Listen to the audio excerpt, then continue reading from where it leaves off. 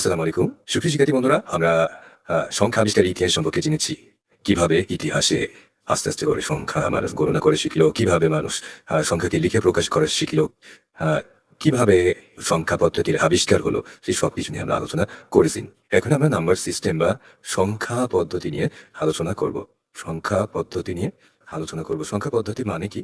সংখ্যা পদ্ধতি মানে হচ্ছে সংখ্যাকে লিখে প্রকাশ করার পদ্ধতি, সংখ্যাকে প্রকাশ করার পদ্ধতি, সংখ্যা প্রকাশের পদ্ধতি। এটাই হচ্ছে সংখ্যা পদ্ধতি। এখন সংখ্যা কিভাবে প্রকাশ করা যায়? সংখ্যা কিভাবে প্রকাশ করা যায়? অবশ্যই সংখ্যাকে লিখে প্রকাশ করা যায়, তাই না? সংখ্যাকে কিভাবে প্রকাশ করা যায়? লিখে। এখন আমরা যদি কোনো কিছু লিখে প্রকাশ করতে চাই, আমরা যদি কোনো কিছু লিখে প্রকাশ করতে চাই, তাহলে আমাদের কোন জিনিসটা লাগে? আমাদের চিহ্ন বা প্রতীক লাগে। আমরা যদি কোনো কিছুকে লিখে প্রকাশ করতে চাই, তাহলে আমাদের চিহ্ন বা প্রতীক লাগে।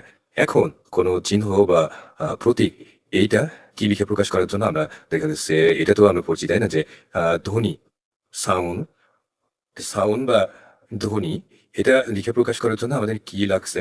বর্ণ, বর্ণ লাগছে, তাই না? বা লেটার, লেটার আমাদের লাগছে। আমরা আমরা যে কথাবার্তা বলি, সেখানে যে ধ্বনি বা শব্দ উচ্চারণ হয়, সেগুলোকে লিখে প্রকাশ করার জন্য কি লাগছে? বর্ণ লাগছে। এখন আমরা যদি গণনাগুলা লিখে রাখতে চাই, আমরা যদি গণনা, গণনা বা হিসাব, হিসাব বা তোমার হচ্ছে সংখ্যা, এটা যদি আমরা লিখে রাখতে চাই, লিখে রাখতে চাইলে আমাদের কি লাগবে? আমাদের কিছু চিহ্ন লাগবে, আমাদের কিছু চিহ্ন লাগবে বা আমাদের সংকেত লাগবে, তাই না? চিহ্ন বা সংকেত লাগবে বা প্রতীক লাগবে। তো এই যে চিহ্ন বা সংকেত, এই চিহ্ন বা সংকেতকে কি বলা হয়? এই চিহ্ন বা সংকেতকে ডিজিট বলা হয়, রাইট? এই সংখ্যা সংকেত বা চিহ্নকে বলা হয় কি? ডিজিট। যেমন, যেমন আমরা বাংলাতে কি, বাংলাতে 50টা বর্ণমালা, তাই না? আমরা যদি স্বরবর্ণ এবং ব্যঞ্জন বর্ণ ধরি, এই 50টা স্বরবর্ণ ব্যঞ্জন বর্ণ মিলে 50টা, তাই না? এইগুলো দিয়ে আমরা সবকিছু বাংলাতে লিখতে পারবো। এবং ইংরেজিতে কি? ইংরেজিতে লেটার কয়টা বলতো? ইংরেজিতে এই 26টি লেটার দিয়ে আমরা ইংরেজি সকল যাবতীয় যত ওয়ার্ড আছে, সেন্টেন্স আছে, সবকিছু কিন্তু আমরা লিখি। তো ঠিক তেমনই আমরা যতগুলা সংখ্যা বা ডিজিট আছে, ঠিক আছে, এই সকল সংখ্যা বা ডিজিটকে কি বলা হয়? ভিত্তি বলা হয়। ঠিক তেমনই যেমন ইংরেজিতে 26টি বর্ণকে কি বলা হয়? অ্যালফাবেট বলা হয়, অ্যালফাবেট বা বর্ণমালা বলা হয়।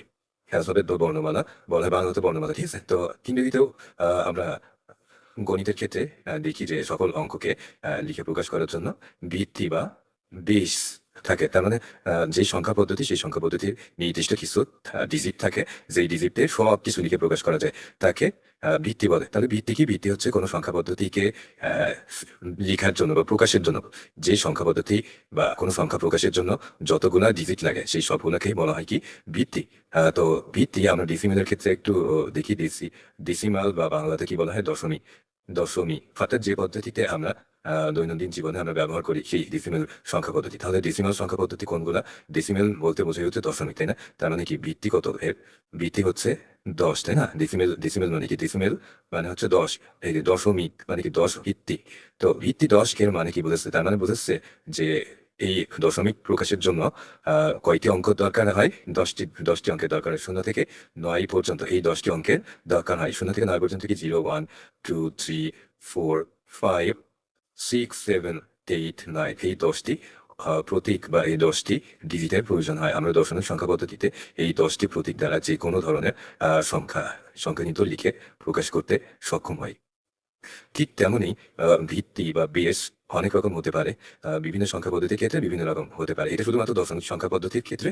তো সংখ্যা পদ্ধতিতে আরো অনেক ধরনের সংখ্যা পদ্ধতি কিন্তু রয়েছে। তো চলো আমরা বেসিক কথাবার্তা মোটামুটি আলোচনা করলাম, সবকিছু নিয়ে মোটামুটি আলোচনা করলাম। এখন আমরা চলো নাম্বার সিস্টেম নিয়ে আমরা বিস্তারিত আলোচনা করব। তো এই যে নাম্বার সিস্টেম, নাম্বার সিস্টেম বলতে কি বোঝায়? যে সংখ্যা প্রকাশের পদ্ধতি। দেখ, বেশ কিছু ধরনের নাম্বার সিস্টেম আছে। একটা হচ্ছে ডেসিমাল নাম্বার সিস্টেম, একটা হচ্ছে একটা বাইনারি নাম্বার সিস্টেম, একটা হচ্ছে অক্টাল নাম্বার সিস্টেম, একটা হচ্ছে হেক্সাডেসিমাল নাম্বার সিস্টেম, ঠিক আছে? তো কত ধরনের নাম্বার সিস্টেম কিন্তু রয়েছে। তো এখানে মূলত আমরা 4 ধরনের নিয়ে আলোচনা করবো। ডেসিমাল বলতে বোঝা হচ্ছে ওই যে 0 থেকে 9 পর্যন্ত এই 10টি অঙ্ক দিয়ে সব ধরনের অঙ্ক কিন্তু প্রকাশ করা যায়। বাইনারির ক্ষেত্রে কি? 0 এবং 1, এই দুইটি এই দুইটি অঙ্ক দিয়ে বা এই দুইটি ডিজিট দিয়ে সব কিছু প্রকাশ করা যায়। অক্টালের ক্ষেত্রে কি? 0 থেকে 8 পর্যন্ত বিট বা তোমার হচ্ছে ডিজিট দিয়ে সব ধরনের সংখ্যা প্রকাশ করা হয় যে সংখ্যা পদ্ধতিতে, সেটাই হচ্ছে অক্টাল। হেক্সাডেসিমালে কি হয়? 0 থেকে 9 পর্যন্ত এবং এ থেকে 1 পর্যন্ত মোট 16টি চিহ্ন দিয়ে বা মোট 16টি বিট দিয়ে, ডিজিট দিয়ে সবকিছু প্রকাশ করা হয়।